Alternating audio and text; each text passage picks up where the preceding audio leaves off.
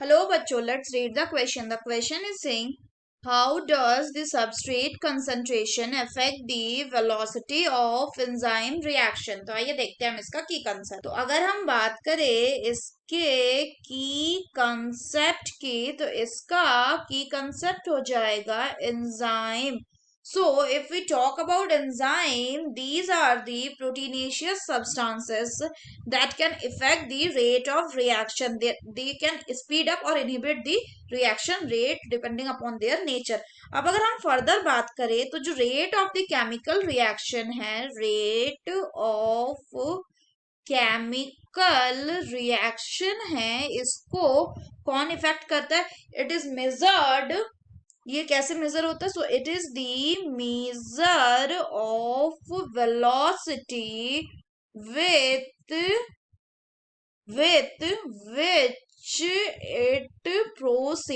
which it proceeds. अगर हम further बात करें तो जब molecules on which the enzyme molecule act alter the reaction rate, उनको क्या कहते हैं? उनको हम कहते हैं सबस्ट्रेट. अब अगर हम बात करें कि जो रेट ऑफ द वेलोसिटी है या rate of the chemical reaction है, उसको एंजाइम और सबस्ट्रेट दोनों क्या कर सकते हैं? इफेक्ट कर सकते हैं.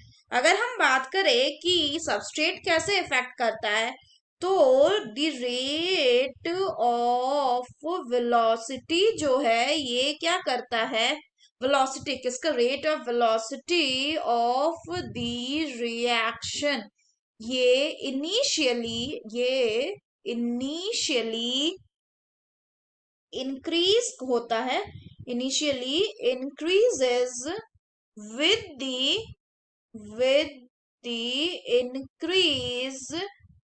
the increase in substrate, यानी सबस्ट्रेट बढ़ने के साथ साथ क्या है? जो रेट ऑफ केमिकल रिएक्शन है वो भी इंक्रीज होगा. और इससे क्या होगा कि इससे जो एंजाइम्स था वो कैसा हो गया? एंजाइम्स हो गया आपका सैचुरेटेड. और एंजाइम्स अगर सैचुरेटेड हो गया तो सबस्ट्रेट मॉलिक्यूल और वेलोसिटी क्या होगा? डिक्रीज कर जाएगा. So substrate molecule and velocity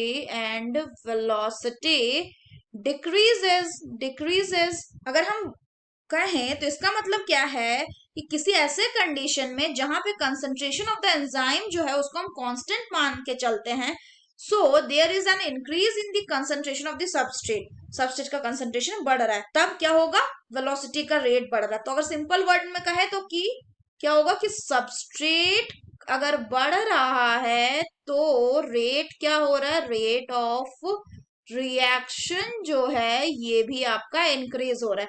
अगर सबस्ट्रेट डिक्रीज हो रहा है तो रेट ऑफ रिएक्शन क्या हो रहा है? डिक्रीज हो रहा है. यानी कैसा रिलेशन है? डायरेक्ट प्रोपोर्शनल रिलेशन है. तो क्या होगा कि जब सबस्ट्रेट बढ़ जाएगा तो एक मैक्सिमम पॉइंट पे पहुंच जाएगा जहां पे स्पेसिफिक पॉइंट के बाद कंसंट्रेशन को आप बढ़ाओगे भी अगर सबस्ट्रेट का, तो वो रिएक्शन के वेलोसिटी को क्या करेगा? इफेक्ट नहीं करेगा. ऐसा क्यों? क्योंकि एक बार जब मैक्सिमम वेलोसिटी तक पहुंच जाएगा तो जितने भी अवेलेबल एंजाइम्स थे वो किसमें कन्वर्ट हो जाएंगे? वो कन्वर्ट हो जाएंगे एंजाइम सबस्ट्रेट कॉम्प्लेक्स. सो अगर हम इसको एक डायग्राम से समझे तो हम क्या बोले कि ये मान लीजिए एक डायग्राम है, इसमें y एक्सिस पे है हमारा रेट ऑफ रिएक्शन और x एक्सिस पे है हमारा सबस्ट्रेट कंसंट्रेशन.